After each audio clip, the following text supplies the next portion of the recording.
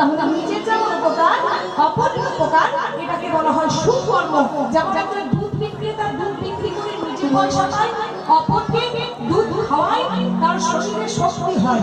আর যে মদ বিক্রি করে সে কিন্তু নিজে উপকৃত হয়, আরো 10টা ছেলে মদকে সংসার নষ্ট হয়। তাহলে একটা দুধ বিক্রেতা আর একটা মদ বিক্রেতা নিশ্চয় কর্মগুলো এক নয়। একজন সুকর্মের অধিকারী, একজন কুকর্মের অধিকারী।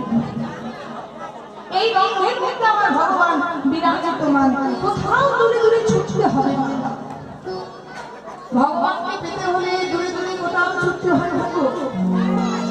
ভগবান নিজের কাছেই আছে, কিন্তু আমরা সেই জায়গাটা একবার খুঁজে দেখি না। ভগবান যে জায়গায় আছে সেই জায়গা আমরা খুঁজতে পারি না।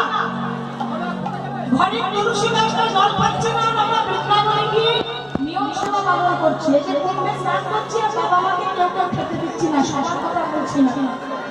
মা বাবার চরণ ধোয়া জলটা মাথায় করো, তোমার কুম্ভে স্নান হয়ে যাবে। ঘরের বাবা মাগুলোকে বৃদ্ধাশ্রমে পাঠিয়ে কুম্ভ স্নান করে যেন একটা হিড়ি উঠে গেছে কুম্ভে স্নান করতে যাবে। সর্বক্ষেত্রে ভগবান বিরাজমান নিজের কাছে। আপনাদেরকে একটা দৃষ্টান্ত বলি। এক শেঠজি একটা লেদারের ঝাঁ চকচকে ব্যাগ, সুন্দর একটা দামি ব্যাগের মধ্যে একটা শেঠজি 5 লক্ষ টাকা নিয়ে হাওড়া থেকে দিল্লি রওনা দিয়েছে একটা ট্রেনে। আর একটা চোরের কাছে খবর আছে যে শেঠজির ব্যাগে 5 লাখ টাকা আছে। এবারে চোরের নাম চুরি করা আর গেরস্তের কাজ 1000 টাকা। শেঠজি কিনেছে একটা টিকিট হাওড়া থেকে দিল্লি, আর চোর কেটেছে 2টো টিকিট হাওড়া থেকে দিল্লি, আবার চুরি করে দিল্লি থেকে হাওড়া। 2টো টিকিট কিনেছে। এবারে আজকে ওই চোর বেঁচে ও এর দল নেই বলো একটু গান দিয়ে দিয়ে মানে পাশাপাশি যদি না টাকা দেয় কোন বার গানে যাবো 19 তারিখ থেকে, কোন বার গানে 19 তারিখ থেকে আমি যাবো। শেঠজি আবার বলেছে যে আমার পাশে যে বসেছে সে কোনো ভদ্র লোক নয়, পাক্কা গাড়ি চোর। মানে দুজন দুজনকে চিনে নিয়েছে। আর যখন দুজন দুজনকে চিনে নেবে তখনই জানবেন রাস্তাটা পরিষ্কার হবে। ভক্ত ভগবানের ক্ষেত্রে যদি ভক্ত ভগবানকে চিনে যায়, ভগবান ভক্তকে চিনে যায়, রাস্তাটা পরিষ্কার হবে। এবার চোর অপেক্ষা করছে শেঠজি কখন একবার বাইরে যায়, সেই সুযোগে ব্যাগটা থেকে টাকাটা চুরি করবো। আর শেঠজি অপেক্ষা করছে চোর কখন একবার বাইরে যায়, আমি টাকাটা নিজের ব্যাগ থেকে অন্য জায়গায় সরিয়ে নিই।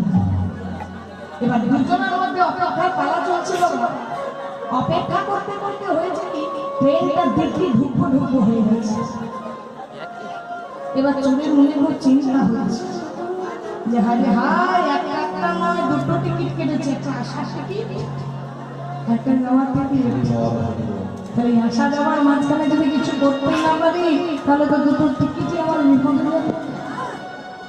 এক কাজ করি বাইরে গিয়ে একটু ঘুম ফান করে আসে। ছেলেদের চিন্তা হলে স্মোক করে, ঠিক তেমন চোর গেছে দরজার সামনে ঘুম ফান করতে, আর সেই সুযোগে কিন্তু শেঠজি টাকাটা সরিয়ে দিয়েছে অন্য জায়গায়।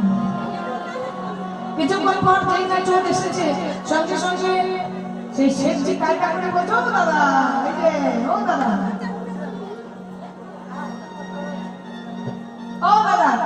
এই বাঙালি মনে হচ্ছে। আচ্ছা আচ্ছা আচ্ছা একটা উপকার করবেন দাদা আমার। বলছি এই যে আমার ব্যাগটা রয়েছে না, যে লেদারের ব্যাগটা, এই ব্যাগটা। আরে বাবা দাদা এত ধর করছেন যে এই ব্যাগটা একটু ধরুন, আমি একটু বাথরুম ধুয়ে আসি। চোরের হাতে কিন্তু ব্যাগটা দিয়ে শেঠজি বাথরুমে গিয়েছে।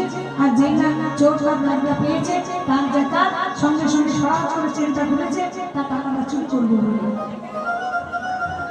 ও বাবা ব্যাগটা আপনাকে দেখতে দিয়ে গেছিলাম, আমার ব্যাগের চেনটা ঘুরতে দিয়ে যায়নি। আপনি আমার ব্যাগের ভেতরে কি দেখছিলেন? আচ্ছা আমার কাছে পাকা খবর ছিল যে আপনার ব্যাগে 5 লক্ষ টাকা ছিল, টাকাটা আপনি কোথায় সরালেন? আপনি যেমন জানেন যে আমার ব্যাগে 5 লক্ষ টাকা আছে, আমি তেমন জানি যে আপনি মোটেও আউটপুটে সাউন্ড একটু বাড়াও। বাড়ি দাও কোনটা আউটপুটে সেই ওই পারে দাঁড়িয়ে আছে, ওটা শুনতে পাচ্ছি না। আপনি টাকাটা চুরি করবেন, আমি অপেক্ষা করছিলাম আপনি কোন বাইরে যাবেন টাকাটা সরাবেন। আচ্ছা শেঠজি সবই তো ঠিক আছে, টাকাটা সরালেন কোথায়? বলছে আমি জানি যে আপনি সব জায়গা খুঁজে দেখলেও সেই জায়গাটা খুঁজে দেখবেন না, আর সেই জায়গাতে আমি টাকাটা রেখেছি। আমি এমন এক গোপন জায়গায় টাকাটা রেখেছি, আমি জানি সব দিকটা খুঁজে দেখলেও আপনি ভুলেও ওই জায়গাটা খুঁজে দেখবেন না।